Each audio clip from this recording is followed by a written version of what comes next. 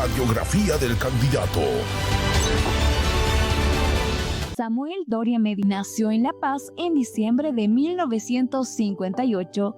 Es un reconocido economista, empresario e industrial boliviano. Inició sus estudios universitarios en 1977 en la carrera de Economía, Administración de Empresas en la Universidad Católica Boliviana. Sin embargo, en 1980, debido al cierre de la universidad durante la dictadura militar, se trasladó a los Estados Unidos, donde se graduó como licenciado en Economía en la Universidad Estatal de Arizona. Más adelante obtendría su maestría en Economía, con especialidad en Finanzas Públicas. En 1987, Samuel Doria Medina asumió la dirección de la Sociedad Boliviana de Cemento, más conocida como SOBOCE. Paralelamente incursionó en otros sectores como la comida rápida, trayendo a Bolivia las franquicias de Burger King y Subway, además de desarrollar proyectos hoteleros y de responsabilidad social. En el ámbito internacional ha sido gobernador por Bolivia ante el Banco Mundial y el Banco Interamericano de Desarrollo. Su trayectoria política comenzó con el Movimiento de Izquierda Revolucionaria, el MIR, y en 2003 fundó su propio partido, el Frente de Unidad Nacional. Ha sido candidato presidencial en varias ocasiones, en 2005, 2009 y 2014, siendo esta última su candidatura más fuerte, donde obtuvo el segundo lugar con el 25% de los votos. En todas sus campañas ha buscado posicionarse como una alternativa política moderada y de centro. Hoy es nuevamente candidato a la presidencia en Bolivia, representando a la alianza opositora Unidad, respaldado por varios partidos y organizaciones sociales, con miras a las elecciones generales de este 17 de agosto. En su vida personal está casado con Nidia Monge Postigo desde 1983 y es padre de 6 hijos. Hoy, Samuel Doria Medina se mantiene como una figura clave en la política boliviana, combinando su experiencia empresarial con una propuesta política enfocada en el desarrollo económico, la modernización del Estado y la unidad del país. Y es así que hoy nos acompaña en el poder del voto.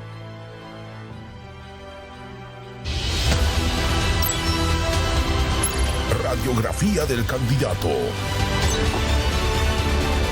Samuel Doria Medina, ¿en qué etapa de su vida se encuentra ahora, candidato? ¿Cómo se siente a nada más y nada menos a una semana de estas elecciones tan importantes para todo el territorio? Natalia, nos encontramos en un momento muy importante porque yo he sido emprendedor, empresario a lo largo de mi vida, pero ha llegado un momento que he dicho: ¿de qué me sirve ser el mejor empresario, el más exitoso, si el país se está yendo a la quiebra? Entonces, por esa razón he dejado toda la parte empresarial para dedicarme de pleno a esta campaña. Y estoy satisfecho con los resultados que tenemos. Estamos en la recta final y nuestro mensaje ha llegado y consideramos que tenemos la mayoría de la esperanza en el cambio en el país. Muy bien, pero vamos a arrancar también con otro sector porque tenemos más preguntas, pero esta vez con la gente, candidato.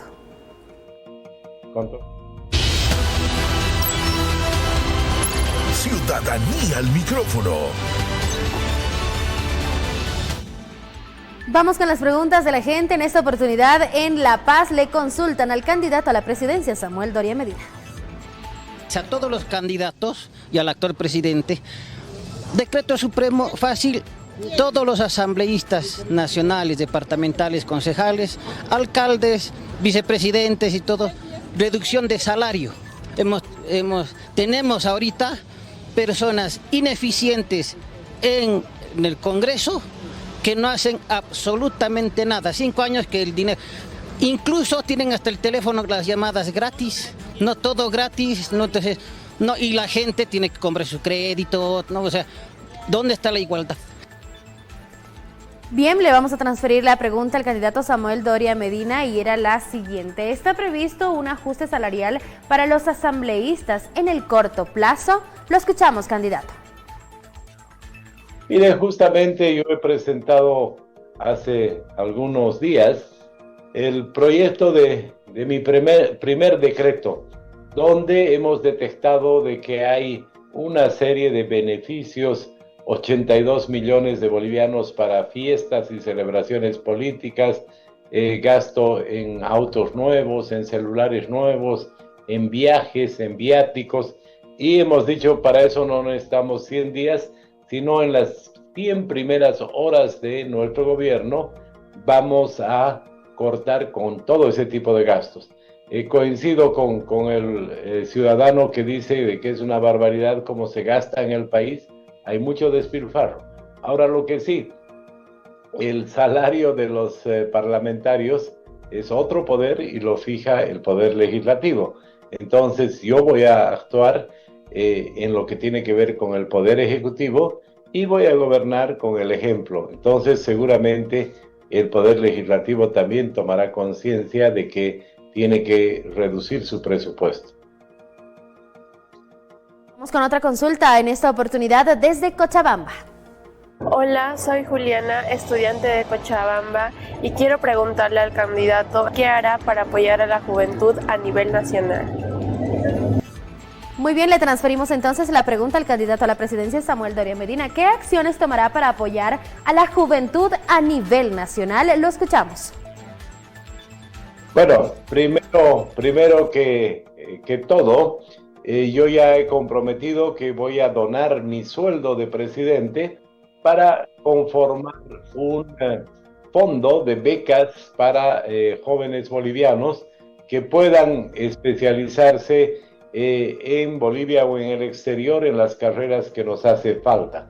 Y estoy seguro que el primer monto será mi sueldo, pero como presidente voy a conseguir que ese fondo pueda crecer de manera que los jóvenes bolivianos puedan estudiar donde así quieran, en los mejores lugares del mundo. En segundo lugar, para los jóvenes que ya han estudiado, nosotros tenemos como uno de nuestros pilares fundamentales que el criterio de selección del personal en el sector público va a ser el mérito, ya no ser pariente de algún miembro del gobierno o ser del partido, sino se seleccionará a las personas por el mérito. Y ahí los jóvenes que han estudiado, que se han preparado, con seguridad van a poder tener la posibilidad de tener un trabajo por su esfuerzo. Y en segundo lugar, a los jóvenes que quieran ser emprendedores, el emprendimiento se va a convertir en la locomotora del crecimiento de la economía boliviana.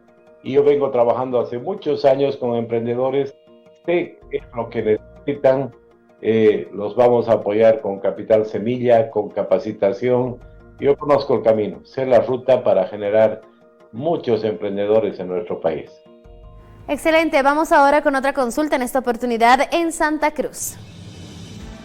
Que nos saque de esta situación que estamos acá en Bolivia, ¿no? Pedirle que no pasemos hambre, que no falte diésel, que no falte la canasta familiar, en todo ese aspecto. Todo lo que pedimos, eso es lo que pedimos, ¿no? ¿A qué candidato entra? Que sea, pero que entre, porque yo no soy ningún partidista de ningún partido, ¿no? Nosotros lo queremos lo mejor para nuestra gente. Perfecto, le transferimos la pregunta entonces al candidato a la presidencia. ¿Qué soluciones plantea ante la crisis económica y la escasez de combustible? Lo escuchamos, candidato.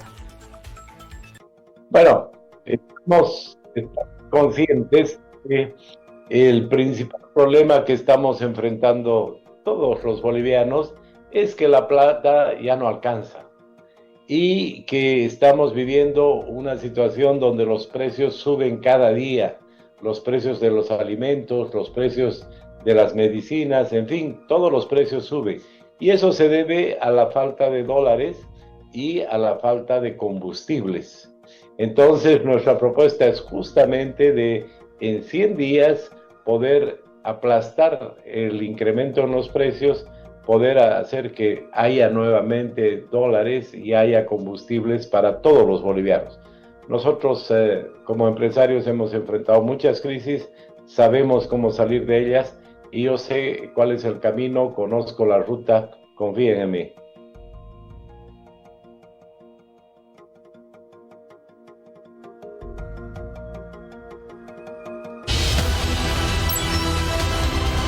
Ciudadanía al micrófono.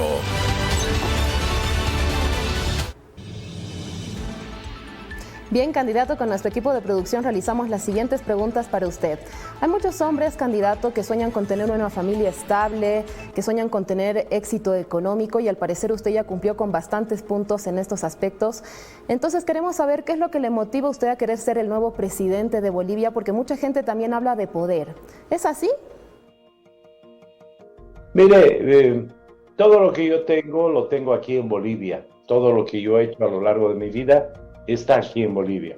Además, lo más importante, mis hijos viven en Bolivia, mis nietos viven aquí en Bolivia y por lo tanto, pase lo que pase en nuestro país, yo siempre voy a estar aquí, no como otros que se van al día siguiente de la elección. Entonces, te diría que la principal motivación que yo tengo es de poder mirar a la cara a mis hijos, a mis nietos y decirles que yo he hecho todo el esfuerzo para dejarles un mejor país y claramente poder generar mejores condiciones para todos los bolivianos. Así como yo quiero que mis hijos tengan un mejor país, todos quieren que sus hijos y los hijos de sus hijos puedan tener un mejor país. Hablemos entonces del tema de seguridad y también del sistema penitenciario, porque usted hablaba de dejar un mejor país para sus hijos y bueno, para absolutamente todos los bolivianos. Vimos que tuvo una reunión usted con Nayib Bukele y ¿qué ideas se pueden traer de estos en los aspectos de seguridad, candidato? Mire, el presidente Bukele me comentaba de que las inversiones, los gastos que él ha hecho en construir nuevas cárceles, en mejorar la seguridad en su país, son en realidad un medio, no son un fin en sí mismo. Son un medio para permitir que su país pueda tener inversiones, pueda tener crecimiento, pueda tener empleos. Y él me decía, es increíble, pero lo que he gastado en seguridad, ahora lo he visto multiplicado en inversiones, en más empleos, en mucho turismo que puede venir a mi país, que se ha triplicado en los últimos años, porque antes la inseguridad hacía de que nadie quiera invertir en El Salvador. Entonces creo que esa es una enseñanza importante. En nuestro país tenemos muchos años sin invertir en cárceles, tenemos cárceles que están hacinadas, tenemos cárceles donde se escapan permanentemente los reclusos, donde no hay una rehabilitación para las personas que van a la cárcel y cuando salen con una preparación para cometer más delitos. Entonces creo que es fundamental de que invertamos como sociedad en hacer más cárceles, pero cárceles donde las personas que caen en ellas puedan rehabilitarse y cuando terminen su condena reincorporarse a la sociedad de manera positiva.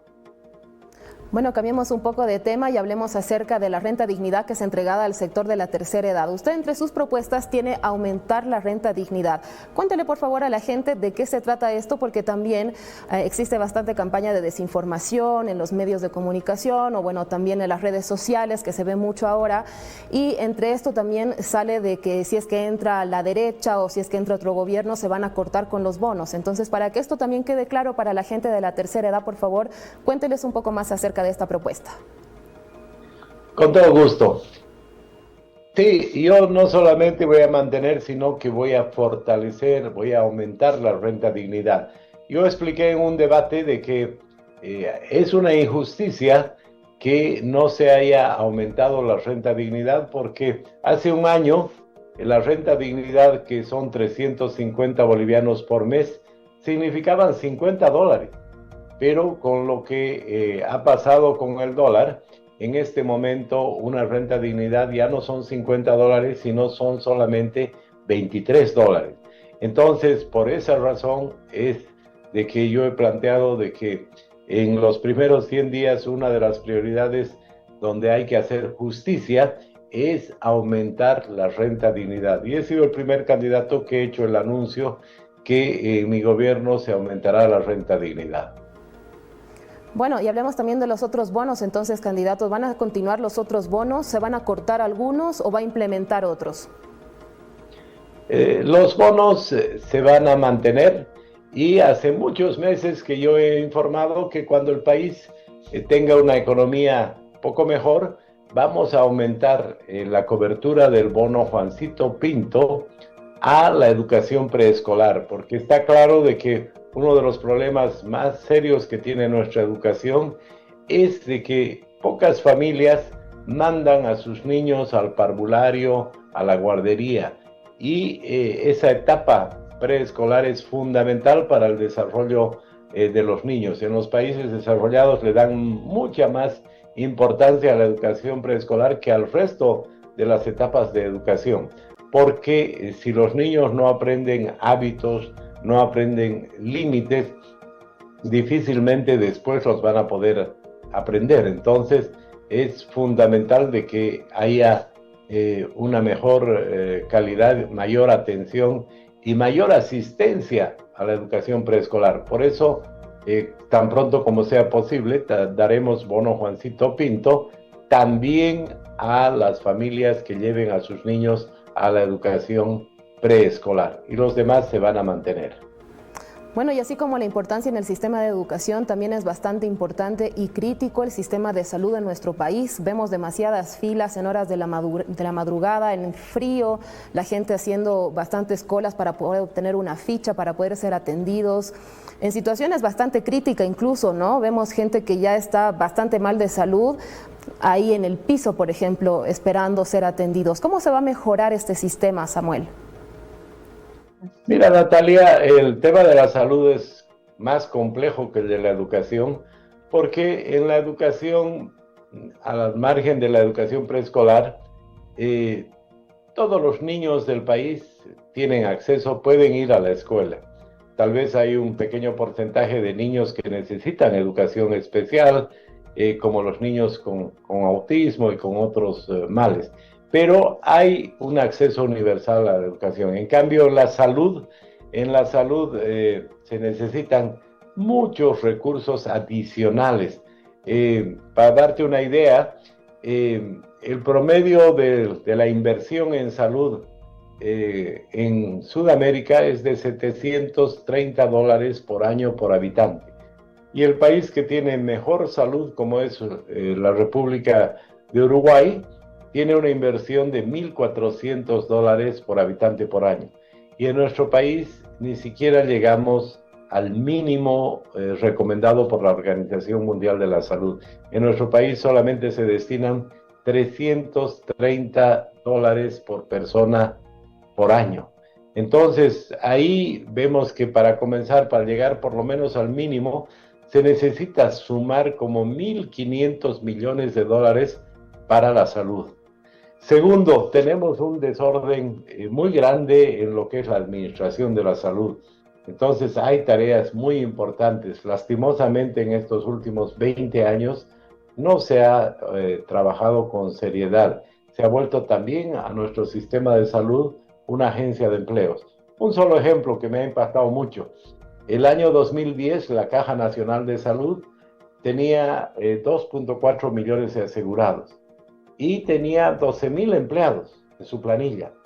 El año 2025, 15 años después, básicamente tiene los mismos 2.4 millones de asegurados, pero la planilla ha aumentado de 12,000 a 18,000 personas. Y ojalá hubiera sido en médicos. Lastimosamente ha sido en administrativos fundamentalmente. Un solo dato realmente preocupante. En la Caja Nacional de Salud hay solamente 38 oncólogos, pero hay 400 abogados. Entonces, claramente, además de falta de recursos, hay un desorden muy grande, falta una gestión administrativa en la salud. ¿Cuánto se destinaría en su gestión, Samuel, al tema de salud, por ejemplo? Mira, Natalia, nosotros hemos planteado que claramente vamos a cambiar la forma en que se van a distribuir los recursos. Y hemos dicho, a partir del 1 de enero del 2026, vamos a distribuir 50% a las regiones y 50% al gobierno central. Y ese 50% a las regiones va a ser fundamentalmente para salud.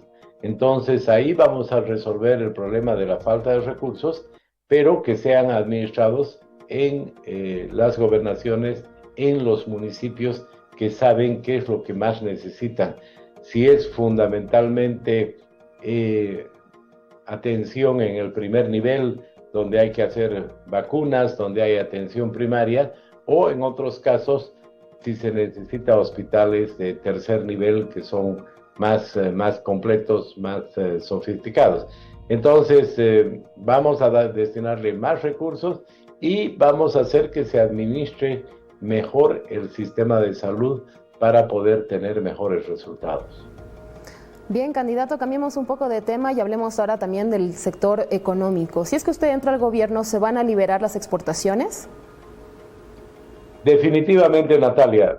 Nuestro país en estos últimos 20 años ha sufrido una serie de trabas, de obstáculos que ha puesto el gobierno central a los exportadores. No solamente a los exportadores agropecuarios, a los exportadores mineros, a los exportadores de todos los sectores, al turismo, que opera igual que una exportación porque vienen personas de afuera que dejan dólares. Y también se ha ideologizado nuestro relacionamiento con países y se ha exigido visa y se ha exigido una serie de trámites a muchas personas que vienen de diferentes países, que ahora ya no vienen porque se les exige visa y no hay consulado en sus países. Entonces, definitivamente vamos a abrir las exportaciones para que estas puedan incrementar y para que en nuestro país puedan haber más dólares. Está claro que es el sector agropecuario y el sector turismo los que van a traer más dólares, porque en los próximos años no va a haber más dólares del gas. Podremos lograr inversiones en el gas, pero las inversiones en el gas demandan más de 5 años para su maduración. Entonces serán las exportaciones agropecuarias y las de turismo las que traerán los dólares que el país necesita. Candidato, ¿qué país o modelo regional usted considera que Bolivia debería tomar como ejemplo para poder implementar algunas cosas, por ejemplo, acá dentro de nuestra región? No le entiendo, Natalia. ¿Qué país le decía o qué modelos regional se puede tomar acá en Bolivia como ejemplo para poder implementar? Mire, yo he tenido la oportunidad de conocer bastante el Uruguay, y considero que Uruguay es un país pequeño, un país que tiene exportaciones de calidad. La mejor carne del mundo sale del Uruguay. Además, producen alimentos para 4 o 5 veces su población, con lo cual pueden exportar. Es un país donde hay estabilidad en las reglas del juego. Es un país donde hay muy buena atención de salud, buena educación. Gran parte de los uruguayos tienen su propia vivienda.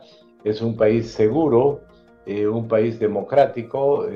Tengo amigos en el Uruguay que me decían de que pueden pelear entre los políticos, pero cuando se trata de derechos humanos o cuando se trata de temas de la economía de su país, hay ahí una sola visión. Entonces yo creo que deberíamos tender a lograr acuerdos en nuestro país, que haya unas políticas de Estado y que nadie dude en respetar los derechos humanos, que nadie dude en respetar los fundamentos de la economía para no perjudicarla, como ha sucedido en estos últimos 20 años. ¿Y cómo ve la relación con China, con Rusia, con Estados Unidos? ¿Usted cree que esto debe fortalecerse o con algún país quizás deberíamos alejar estas relaciones? Mira, Natalia, en estos últimos 20 años Bolivia se ha alejado del concierto internacional. Como te decía, se ha puesto demasiado la ideología de por medio y por otra parte nos hemos juntado con muy pocos países y todos nos hemos sorprendido en los últimos años que Bolivia votaba junto a Irán, junto a Nicaragua, junto a Cuba y Venezuela en Naciones Unidas. Entonces lo que necesitamos es tener una política exterior amplia con todos los países del mundo con Estados Unidos, con Rusia, con China, fundamentalmente con nuestros vecinos. Y si hay países con los cuales no tengo interés en profundizar las relaciones, son Irán, Cuba, Venezuela, porque no tienen gobiernos democráticos. Samuel, ¿qué lecciones puede traer usted como empresario para poder mejorar la economía del país, que está tan crítica en este momento? Bueno, Natalia, justamente yo como empresario que ha trabajado 30 años en diversos sectores, tengo una manera diferente de resolver los problemas. Cuando hay un problema, yo busco la mejor gente para resolverlo, no busco mis amigos. Segundo, yo pongo plazos y tengo metas de lograr resultados. Y además tomo decisiones, no postergo las decisiones. Entonces, desde ese punto de vista como empresario, tengo un plan para resolver los principales problemas como es la falta de dólares, la falta de combustibles y el incremento de los precios en 100 días. Y voy a cumplir ese plan y voy a llegar a esos resultados en un plazo definido. Usted hablaba hace un momento, Samuel, de esta crisis económica también por la falta de ingresos por el tema del gas. ¿Usted le atribuye a esto, este tema de la crisis económica o también al exceso de gasto público? Natalia, son varios factores. Yo te diría que fundamentalmente son tres factores lo que ha originado esta crisis económica. Primero, el hecho de que las ganancias del gas las han invertido en empresas públicas que no funcionan y que solamente generan pérdidas al país, pérdidas y más pérdidas. Hay empresas que tienen pérdidas durante 10 años y que no generan recursos ni siquiera para pagar salarios. Entonces, desde ese punto de vista, es fundamental analizar, ver cuáles son esas empresas que no tienen ninguna factibilidad económica y cerrarlas, para que no sigan desangrando el presupuesto nacional. Segundo, como mencionaba anteriormente, se tiene un despilfarro terrible, miles de millones de bolivianos en gastos dispendiosos, como si seguiríamos exportando 6.000 millones de dólares de gas que ya no tenemos. Y tercero, la subvención a la gasolina y al diésel. En un inicio era interesante porque con la producción de gas salía gasolina, salía diésel. Pero como ahora no hay la producción de gas que teníamos en el pasado, tenemos el problema de que tenemos que importar, tenemos que comprar afuera diésel, gasolina, y lo compramos caro y lo vendemos barato aquí en nuestro país. Pero es tan grande la diferencia de precios que el negocio más rentable se ha vuelto el contrabando. Imagínate, Natalia, en Bolivia cuesta 30 centavos de dólar, o un poco menos inclusive, un litro de gasolina o un litro de diésel. Y en cualquiera de los países vecinos cuesta más de $1. Entonces, esa gran diferencia de precio hace de que sea el mejor negocio llevar gasolina, diésel a las fronteras y venderlo en más de 3 veces de lo que cuesta en Bolivia.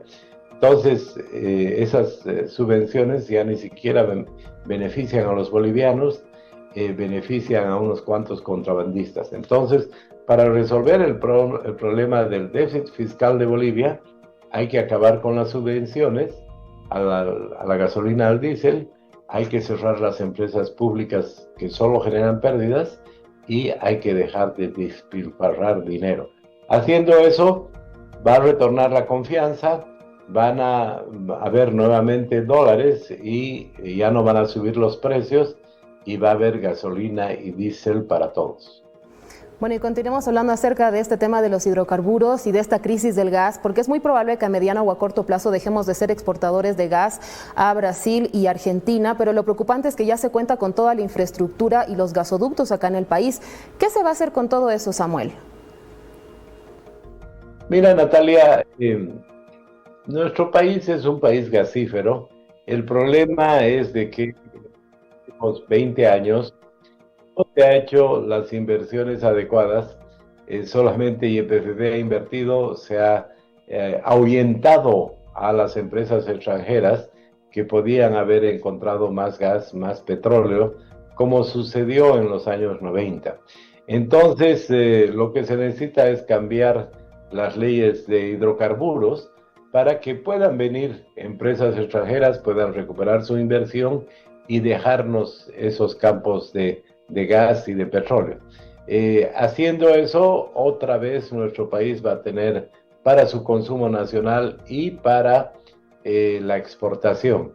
Entonces, esa infraestructura que tenemos va a estar en desuso de alguna manera en los próximos años, pero vamos a retomar el uso de toda esa infraestructura cuando aumente nuestra producción.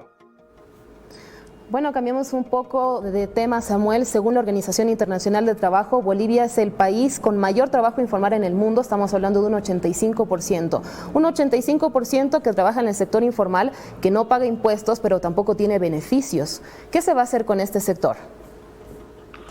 Mira, en Bolivia somos 6.8 millones de personas los que estamos en la fuerza de trabajo.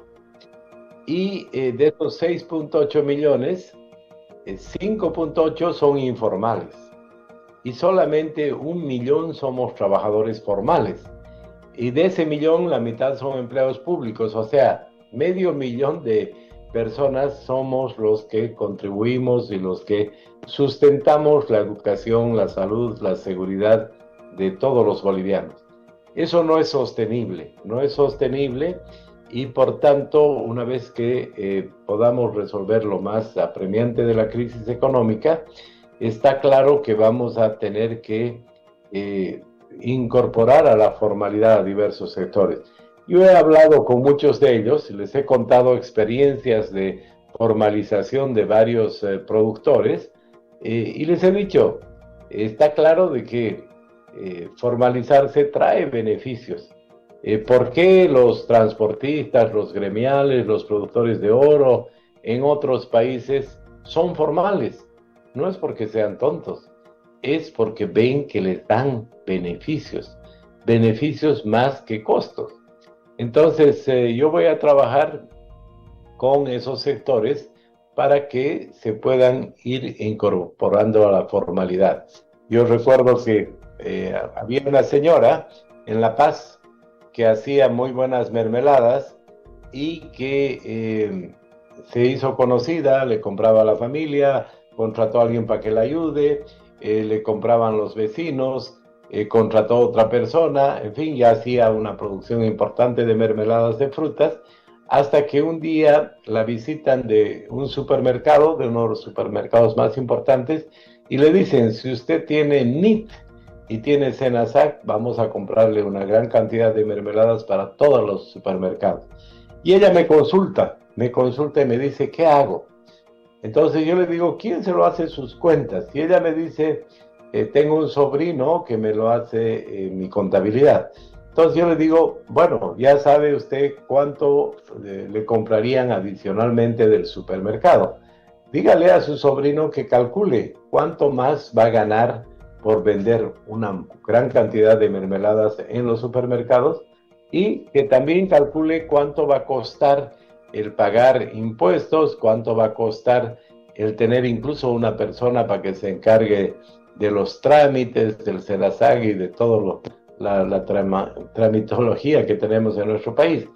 Y le dije, señora, si usted ve que después de esos cálculos, vendiendo en los supermercados, usted va a ganar más, no tenga duda de formalizarse.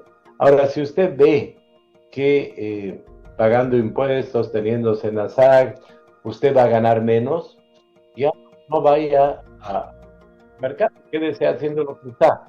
Y obviamente cuando hicieron los cálculos, vieron que iban a ganar mucho más dinero y por tanto se formalizaron. Y hoy en día podemos comprar los bolivianos en todos los supermercados esas mermeladas. Lo que hay que hacer es demostrar a los gremiales, a los transportistas, a todos los sectores que si son formales ellos van a tener salud, ellos van a tener jubilación y por tanto es positivo que se formalicen. Yo conozco el camino y tengo ejemplos para mostrarles de que se tienen que formalizar y así ir incorporando muchos millones de bolivianos a la formalidad. Y tenemos más consultas desde las redes sociales. Scarlett, voy contigo. Gracias, Natalia. Así es, a través de nuestras plataformas digitales en Péate Bolivia le hacíamos el anuncio de que Samuel Doria Medina estaría como invitado con nosotros y usted tiene la posibilidad de interactuar y de hacerle las consultas para que conteste cada una de sus preguntas. Vamos a iniciar con la primera consulta. Se trata de Rosario Dorado y la pregunta es la siguiente. En salud me parece excelente la medida de fabricación nacional de medicamentos genéricos, hospitales oncológicos en La Paz y Cochabamba, pero también me gustaría saber cuál es la política que tiene programada para las familias que necesitan educación, salud y ayuda inclusiva para sus hijos. Lo escuchamos, candidato. Con todo gusto. Está claro de que hemos vivido un proceso de inclusión más que todo simbólico en nuestro país con la creación del Estado plurinacional que hace que muchas personas se sientan incluidas. Sin embargo, falta la inclusión más importante, que es la inclusión económica. Entonces, yo voy a trabajar para poderles ayudar a las personas que puedan tener un emprendimiento y que de esa manera no tengan una dependencia económica y puedan tener recursos y puedan avanzar en esta inclusión económica que está pendiente en nuestro país. Vamos con la siguiente consulta también a través de las redes sociales, en esta oportunidad desde Facebook. Vamos entonces con el señor Rubén JRS. ¿Usted cree que el país necesita un gobierno tibio con todas las amenazas de los masistas en general o necesitamos un gobierno con carácter? Lo escuchamos, candidato. Miren, el 17 de agosto no solamente se va a elegir un presidente, sino que se va a acabar una etapa, se va a acabar un ciclo y va a dar inicio a otro ciclo. Y en esa nueva etapa, el 17 de agosto en la noche, vamos a ver que el MAS es parte del pasado, que los candidatos masistas van a tener muy poca votación y muy poca representación parlamentaria. Algunos analistas decían que la representación parlamentaria del MAS va a ser simbólica, porque los que ahora nos consideran oposición, vamos a tener no solamente mayoría en ambas cámaras, sino 2/3. Entonces, a partir del 18 de agosto, lo que era un gran adversario al frente, si hablamos de un gran mandril que era el MAS al frente, ahora va a ser un monito pequeñito, muy chico, un pequeño chimpancé. Entonces, claramente está claro de que el problema, el enemigo, no va a ser el MAS, el enemigo es la crisis económica, el enemigo es la pobreza. Y yo voy a luchar contra la crisis, contra la pobreza. Perfecto, continuamos con las consultas a través de las plataformas digitales. En esta oportunidad continuamos en Facebook. La consulta es de Mariana CT. Vamos a leer la pregunta. Ahí está en su pantalla. Se le atribuyó la intención de impulsar el matrimonio igualitario, lo cual fue desmentido, aunque generó una fractura en la alianza opositora. ¿Cuál es su posición actual sobre los derechos LGBT y cómo afectará a la unidad política? Mira, yo he sostenido y sostengo de que está definido el matrimonio en la Constitución entre un hombre y una mujer, y eso no vamos a cambiar. Yo voy a recibir un gran mandato para cambiar la economía, para resolver la crisis económica. Entonces, he sido muy claro, no voy a cambiar la situación que está actualmente en la Constitución, y lo que sí voy a hacer es garantizar los derechos civiles de las parejas del mismo sexo, que si hay una que trabaja y la otra no, que la que no trabaja pueda acceder al sistema de salud de la persona que trabaja, como actualmente sucede con las parejas heterosexuales. Entonces, o lo mismo, si si hay una pareja y uno de ellos fallece, que pueda heredar esa persona. Esos son derechos civiles. Creo que es la tarea que tenemos que hacer en los próximos años y eso es lo que voy a hacer.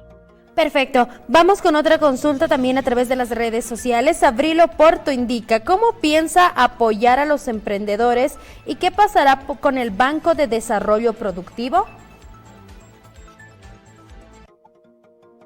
Mire, vamos a apoyar a los emprendedores con la experiencia que yo tengo de más de 13 años de trabajo con los emprendedores.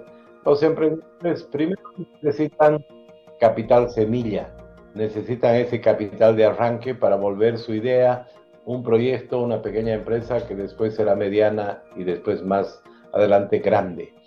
Y segundo, necesitan capacitación en diversos campos. Entonces, el BDP y todo el aparato financiero nacional, público y privado estará dirigido a apoyar a los emprendedores. Ya no serán en las empresas públicas la locomotora del crecimiento de la economía, sino serán los emprendedores y habrá capital semilla, habrá créditos, habrá todo el apoyo para que en los próximos 5 años tengamos 1 millón de nuevos emprendedores. Candidato, continuamos con más consultas para conocer cuáles son sus propuestas de cara a estas elecciones 2025 y tenemos entendido, de que ya usted lanzó el primer decreto, si es que entra al gobierno, que sería se acabó la fiesta. Pero también escuchamos que tiene un segundo que es se acabó el secreto. ¿De qué se trata? Cuéntenos a todos, por favor. Sí, el primer decreto es para acabar en las primeras 100 horas de gobierno con todos esos gastos dispensiosos en fiestas, celebraciones, además de gastos en viajes, en viáticos, en autos nuevos, en celulares nuevos. El segundo decreto lo hemos denominado se acabó el secreto y consiste en dar una señal muy clara de que no puede haber nunca más en nuestro país contratos secretos, como ha hecho este gobierno, que no nos hemos enterado de varios contratos que ha firmado, varios acuerdos que ha firmado. Entonces, este es un decreto que será elevado a rango de ley, donde se establece que todos los contratos del Estado son públicos y tienen que ser de conocimiento público antes de su firma. Segundo, se establece que entidades como yacimientos van a tener la obligación de dar información periódica sobre la producción y reservas de gas. Tercero, el Banco Central va a tener que estar obligado a informar quincenalmente sobre la situación de las reservas internacionales y que el Instituto Nacional de Estadística tenga la obligación de dar a conocer los datos, la información de la inflación con total apertura a todos los ciudadanos. Y quinto, que la gestora también deba hacer una información periódica sobre las inversiones de los bolivianos, sobre los rendimientos que obtiene con los recursos de nuestras jubilaciones.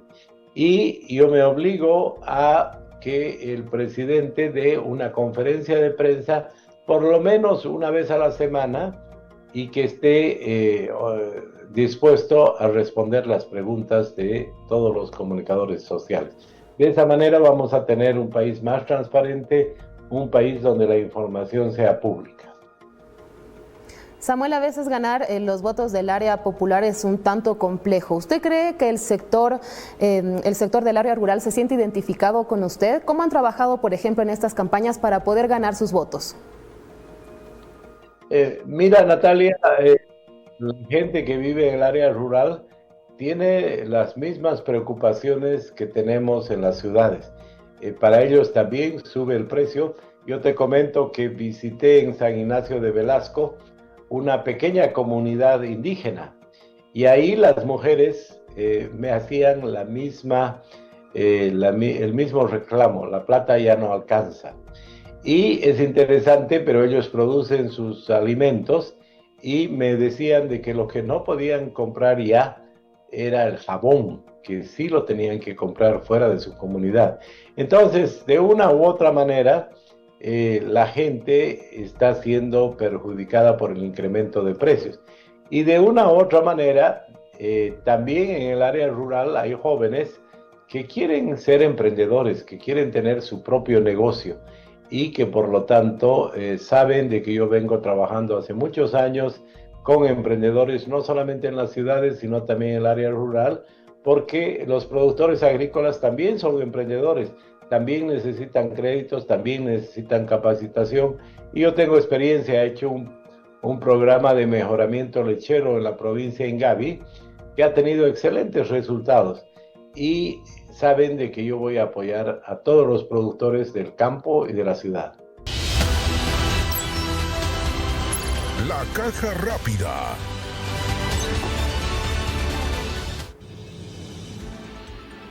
Muy bien, candidato, continuamos con más dinámicas acá dentro del programa del Poder del Voto y esta vez tenemos ya nuestra caja rápida. Es una caja que tiene unas cuantas preguntas acá que podemos responder de manera breve. Yo las voy a ir revolviendo, se las leo y bueno, vamos respondiendo qué le tocó. Acá está, ¿vuelve la DEA al país, candidato? Mira, Natalia, hace 20 años la producción de cocaína de Bolivia iba al mercado norteamericano. Eso ha cambiado. La producción de cocaína ahora va al Brasil y del Brasil hacia Europa. Entonces, la principal policía con la que hay que coordinar es la Policía Federal del Brasil. Pero además ha cambiado el enfoque hacia la lucha contra el narcotráfico, porque todos están conscientes ahora de que el narcotráfico es un negocio multinacional. Y por lo tanto incluso hay una repartición de Naciones Unidas para poder coordinar todas las policías de manera tal de que tengamos el apoyo de las policías de todo el mundo, la información, la inteligencia, que como llaman a la información. Porque además a nosotros nos interesa, como ha sucedido hace un mes, en Bolivia se ha capturado al principal jefe de la mafia brasilera del PCC y se lo ha agarrado cuando estaba durmiendo siesta en su casa, sin violencia, sin nada. Eso es cuando hay trabajo de inteligencia, cuando hay un trabajo coordinado, y así trabajaremos con todas las policías del mundo. Bien, vamos a continuar revolviendo entonces la caja rápida para ver qué es lo que le toca al candidato Samuel Doria Medina. Acá tenemos una pregunta. Pena de muerte para feminicidas e infanticidas. ¿Usted está de acuerdo con esto o qué se podría hacer para endurecer las penas? Mira, Natalia, la Constitución en nuestro país establece que la pena máxima es de 30 años de cárcel sin derecho a indulto.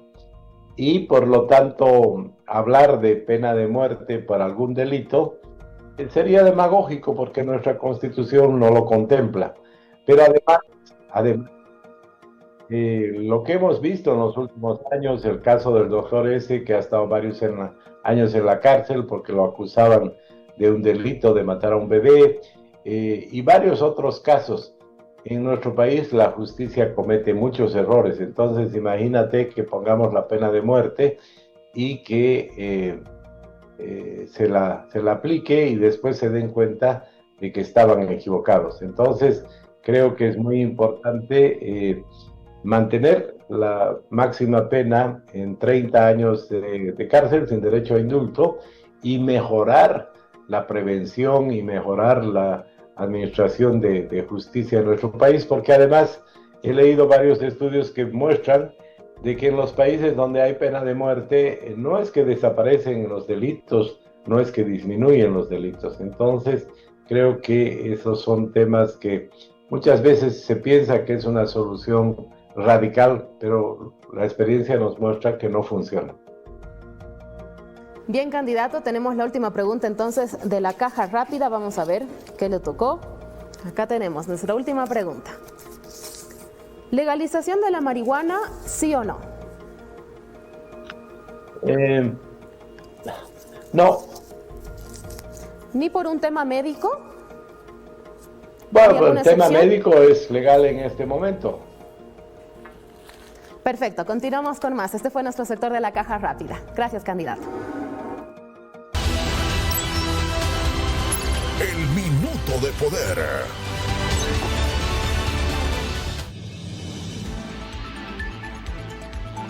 Muy bien, estamos en la recta final, candidato, de nuestra entrevista, acá con el candidato de la Alianza Unidad, Samuel Doria Medina. Candidato, tiene 60 segundos para poder dirigirse a toda la gente y decirle por qué tiene que votar por usted en estas elecciones 2025. Las cámaras son suyas, la gente ya lo está escuchando. Gracias, Natalia.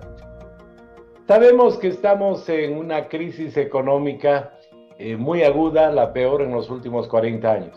Sabemos también quiénes son los responsables.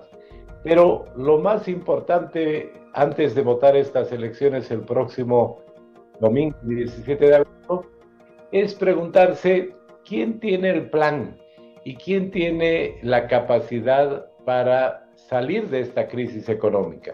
Nosotros tenemos un plan, el mejor plan, tenemos un excelente equipo y tenemos la capacidad y experiencia para sacar a Bolivia de esta crisis. Y hemos dicho claramente, con la aplicación de nuestro plan, vamos a aplastar a la inflación, vamos a aplastar a la subida de precios, vamos a hacer que vuelvan los dólares y vamos a hacer que vuelvan los combustibles para todos los bolivianos en 100 días. En 100 días, carajo. El minuto de poder.